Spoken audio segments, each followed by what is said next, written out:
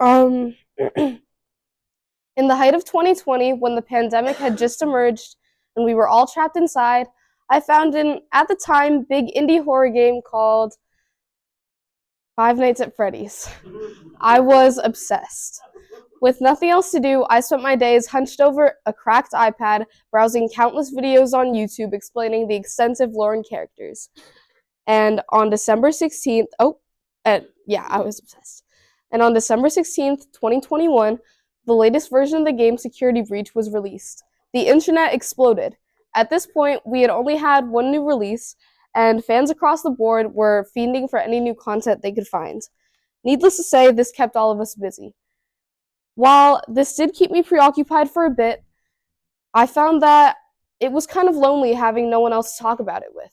I mean, sure, I had my dad, but for how much I talked about it, it could be considered psychological torture. I needed someone who was just as obsessed as I was. And that summer, when my parents sent me to Kent Place Camp for what felt like the 40th year in a row, I met her.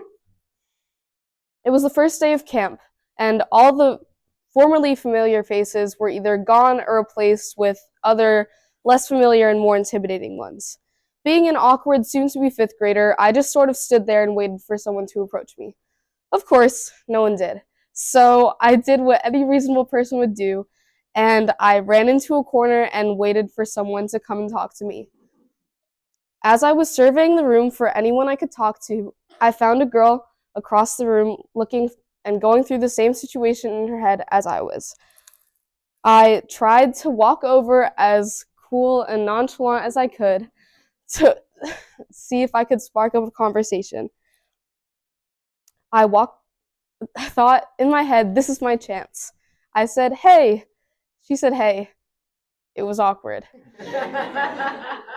So, through the noise, a teacher screamed across the room to line up and get with our partners. I felt myself start to break a sweat. Partner? I thought. Who would I partner with when all my friends were taken? And then I turned to my left and I saw the girl going through the same situation in her head.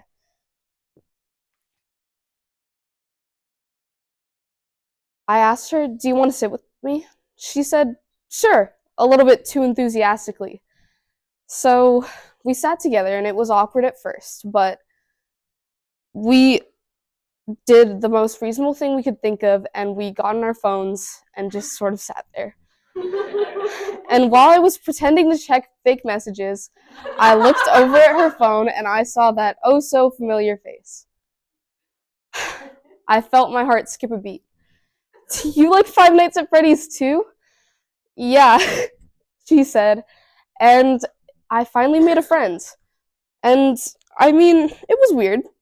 We bonded over something strange, but it felt special because I felt like I was suddenly a little bit less odd. Another thing about me is that I'm a humongous fan of Tyler the Creator. If you know me, you know he's one of my very favorite artists. And if you don't know him, then you must live under a rock, because everyone has heard at least one of his songs before. The amount of people that I've bonded with over him and music in general has been shocking. You would be surprised how hearing just one familiar tune can make you feel all the more comfortable. When I first met one of my friends, I was terrified of him. He was tall. And I mean, really tall. And I'm not saying that loosely. He might have been the tallest person I knew at the time, besides my brother. Besides that, he had a jarringly deep, monotone voice. He was very unnerving to a sixth grader. And one day, when I was in rehearsal, I walked in and I saw him wearing a Flower Boy hoodie. If you don't know, Flower Boy is one of the albums made by Tyler the Creator. I was overjoyed. I practically skipped over to him. "Is that a Tyler the Creator hoodie?" "Yeah, do you listen to him too?" he said, clearly a little bit excited. "Yes." And suddenly he wasn't so intimidating anymore. The last weird interest I had was a little dress-up game called Gacha Life. A lot of people have played this game. Don't get me wrong, that's not what's weird, but the weird part is that I had my very own YouTube channel dedicated to posting get ready.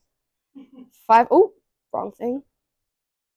Five Nights at Freddy's videos. These are not mine. These are not mine. I found them on Google. I just want to say that I wasn't that bad, but I know Five Nights at Freddy's just always comes back in these stories.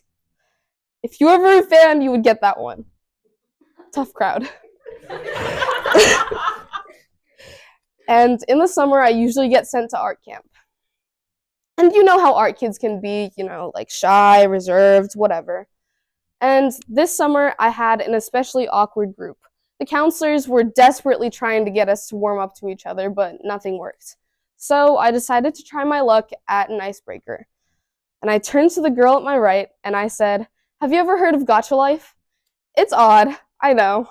I don't really know why I did it either, but it worked. We continued on with a conversation about our weird obsessions with the game and the posts that we made when suddenly another quiet voice answered, "I had a channel too." And around the room, people started to chime in and share their own interesting stories about their experience with the game. So that leads me to my point. Don't judge yourself for weird interests. Before you're quick to decide that you should hide the weirdest parts of yourself, you should realize that everybody goes through a little weird phase sometimes. Everyone's kind of abnormal in some way, so don't hide it. And if you never speak up about it, you might lose the opportunity to make a really great friend. Thank you.